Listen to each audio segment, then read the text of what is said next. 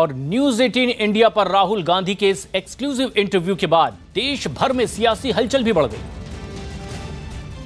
हमारे प्रधानमंत्री भी विदेश में गए हैं, हमने भी इससे बड़े बड़े कार्यक्रम विदेश में किए। एक बार दोनों भाषणों को कंपेयर करके देखना चाहिए। भारत के गौरव बढ़ाने के लिए हमारे प्रधानमंत्री अपने भाषणों में बोलते थे भारत को अपमान हो, भारत के बारे में दुनिया में गलत छवि छपे बने, इस प्रकार के भाषण राहुल गांधी जी कर रहे हैं, बहुत दुखद है।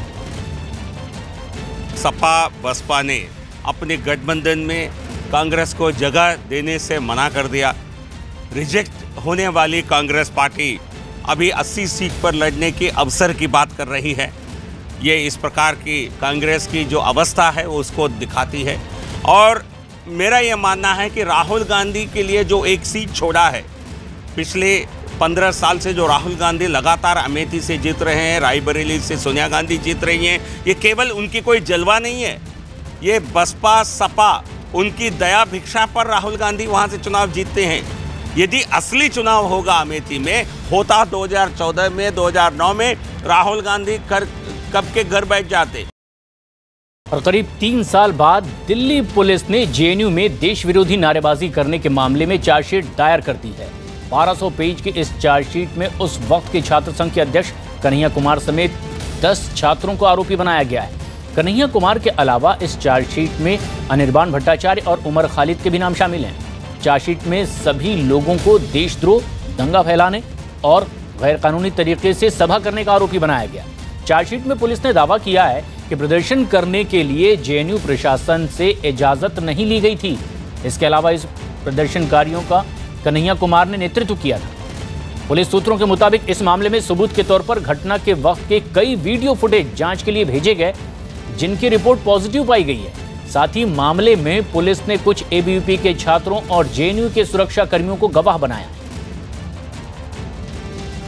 माननीय न्यायालय के द्वारा या दिल्ली पुलिस के द्वारा इस संबंध में मुझे अभी तक कोई सूचना नहीं मिली है, ना ही किसी तरीका का कोई समन जारी किया गया है। लेकिन अगर यह खबर सही है कि सचमुच पुलिस ने चार्जशीट दायर की है, तो हम सबसे पहले जो है पुलिस को और मोदी जी को बहुत धन्यवाद देना चाहते हैं कि 3 साल के बाद जब वो जाने वाले हैं, उनकी सरकार जाने वाली है, तो इस मामले में चार्जशीट आई है। इस संबंध में एक बात बोलना चाहते हैं कि चुनाव से ठीक पहले जो ये चार्जशीट दायर की गई है, इसके पीछे एक राजनीतिक मंशा है।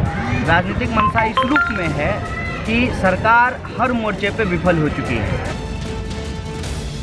क्या कहेंगे, आप वहाँ मौजूद थे? देखिए, जिस तरीके से वहाँ पे नारे लगे, तो उस समय तो मैं खुद वहाँ पे विरोध कर रहा था और वहाँ पे मौजूद था।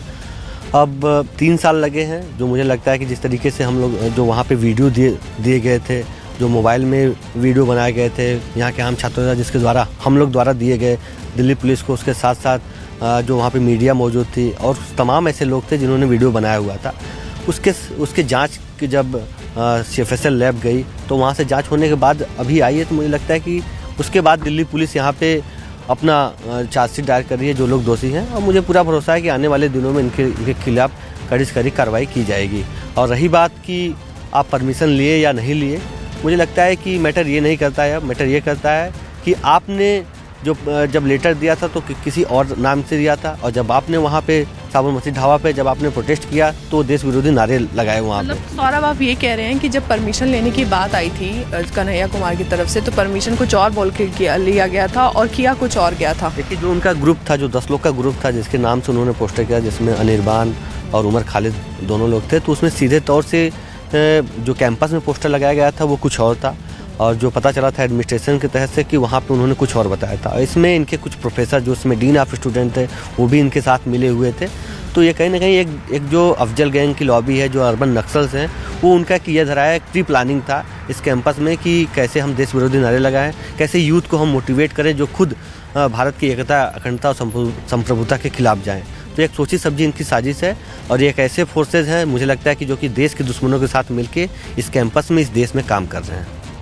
और आखिरकार 1200 पेज की चार्जशीट दाखिल कर दी गई है आज। यहीं मौजूद हमारे सहयोगी आनंद तिवारी इस वक्त हमसे सीधे जुड़ रहे हैं और जेएनयू में मौजूद हैं निकहत अली हमारी सहयोगी। आनंद, सबसे पहले आपसे ये जानना चाहेंगे कि आखिर क्या तर्क दिए जा रहे हैं? 3 साल तकरीबन लग गया चार्जशीट दाखिल होने में, किसका बात का इंतजार था, किस लिए इतनी देरी हुई? जी देखिए प्रशांत, जाहिर तौर पर एक काफ़ी हाई प्रोफाइल ये मामला था, काफ़ी संवेदनशील मामला था, क्योंकि जेएनयू में देश विरोधी नारे लगे थे। जो सीएफएसएल के लिए जो वीडियो फुटेज गई थी उसकी रिपोर्ट आने में काफ़ी टाइम लगा था। एक ये वजह थी, दूसरी वजह थी कि इसमें जो 10 लोगों को मुख्य आरोपी बनाया गया उसमें 7 कश्मीरी हैं, जिसमें कुछ स्टूडेंट भी हैं जामिया के, अलीगढ़ विश्वविद्यालय के और जेएनयू के।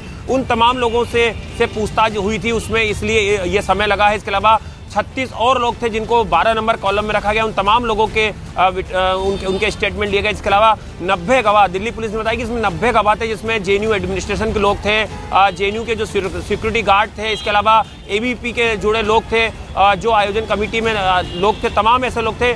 दिल्ली पुलिस के अफसर थे जो वहाँ पे बाद में पहुँचे थे, या जो वीडियो क्लिप बनी गई थी न्यूज़ चैनल के तरफ से, उनके तमाम जो कर्मचारी थे या जो एम्प्लॉय थे, वो तमाम लोग इसमें गवाह बनाए गए हैं। तो एक मजबूत, दिल्ली पुलिस का कहना है, चार्जशीट पेश की गई है और इसमें सीधे तौर पर देशद्रोह का मामला बना है। इसके अलावा कई और सेक्शन जो है, अनलॉफुल असेंबली का या बात की जाए साजिश रचने का, तमाम धाराएं जो इसमें जोड़ी गई हैं और आखिरकार चार्जशीट दाखिल कर दी गई है जो 1200 पेज की है। लेकिन निकहत अब जेएनयू में इसे लेकर के लगातार सियासत भी होती रही, इस मसले को लेकर के अब जेएनयू से किस तरह की प्रतिक्रियाएं आ रही है जबकि चार्जशीट दाखिल हो चुकी है इस मामले में?